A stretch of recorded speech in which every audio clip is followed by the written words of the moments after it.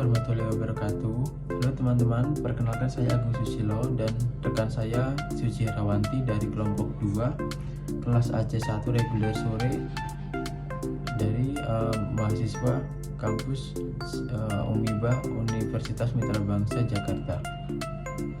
Saya di sini akan mengulas tentang studi kasus, yaitu analisis 5W plus 1H dari studi kasus anjloknya logistik di Indonesia. Buat kinerja logistik di Indonesia menurun. Menurut pengamat logistik Indonesia ada 6 kriteria penilaian. 1. Custom, kedua infrastruktur, ketiga international shipment, keempat logistik competence dan quality, 5 timeline, 6 tracking and tracking. Ketika tahun 2017 sampai dengan 2023 dimensi infrastruktur naik sangat tipis atau stagnan. Indonesia turun 17 peringkat dari ke-63 ke 48 dalam kurun waktu 5 tahun 2018 sampai dengan 2023. Di Indonesia saat pandemi terjadinya tekanan saat proses ekspor dan impor dan kelangkaan kontainer merupakan salah satu penyebab anjloknya logistik di Indonesia. Why? Karena mahalnya infrastruktur dan langkanya kontainer di Indonesia. Who? Meningkatkan jumlah kontainer, menstabilkan ekspor impor, melakukan ekspansi bisnis logistik. Analisis SWOT dari studi kasus anjloknya logistik Indonesia. Strength tahun 2023 PT MPM menjadi salah satu contoh perusahaan yang mengalami kinerja perubahan dalam bidang logistik. Weakness, kurangnya kontainer, adanya tekanan ekspor impor, mahalnya infrastruktur.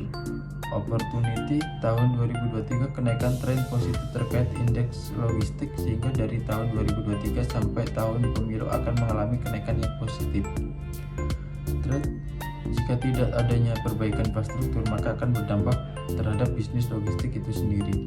Saran dan perbaikan, saran untuk meningkatkan kondisi anjloknya logistik di Indonesia yaitu lebih ditingkatkannya jumlah kontainer dan lebih ditekankan juga dalam segi infrastruktur dan melakukan ekspansi bisnis logistik di Indonesia.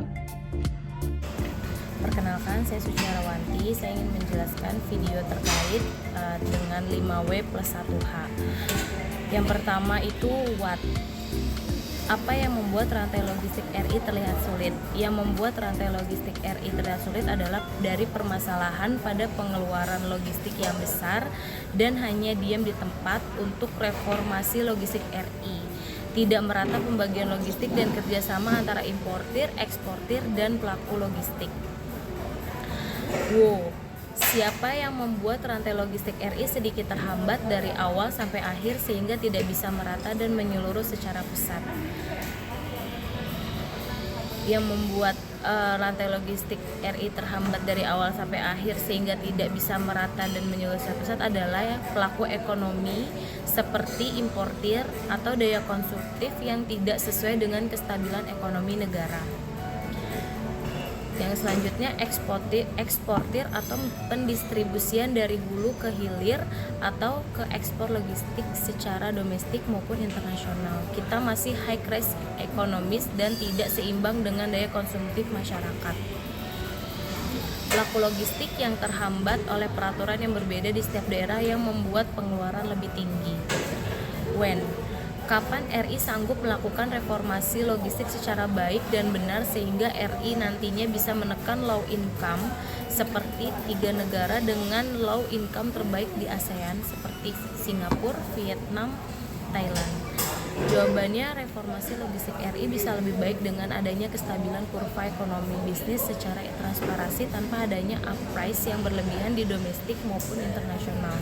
Jika reformasi logistik berjalan lebih baik, dampak positif bagi RI akan terasa pada kestabilan arus ekonomi Indonesia di bagian logistik, sehingga RI bisa menekan low income secara maksimal bahkan melebihi low income negara tetangga seperti Singapura, Thailand, dan Vietnam.